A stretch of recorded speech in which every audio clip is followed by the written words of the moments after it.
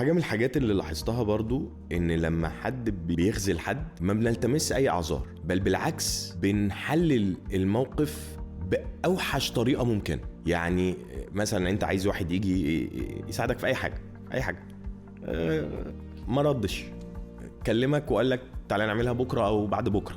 التحليل بتاعنا ما بيبتديش دايما بعذر له، ما بيبتديش ان هو بني ادم طبيعي عنده مشاكله، ويمكن كلمته في يوم هو اوريدي الدنيا مدربكه منه وعايزه يجي ينقذك او عايزه يجي يساعدك. فاحنا ما بنحطش اي عذر في اول 10 حاجات، ما بنحطش هو ما بيحبنيش، هو مش جدع، هو مش راجل، اصلا انا وقفت جنبه، اصلا انا بتاع تك تك تك تك تك. مفيش حاجه خالص ان هو بني ادم، مفيش حاجه خالص ان هو بني ادم ويمكن عنده عيال وعنده مراته برضه، او انها البنت دي مشغوله يعني مفيش اي حاجه بتطلع في نمره 10 من 1 ل10، كلها حاجات نيجاتيف، كلها حاجات سلبيه على الراجل او على البنت.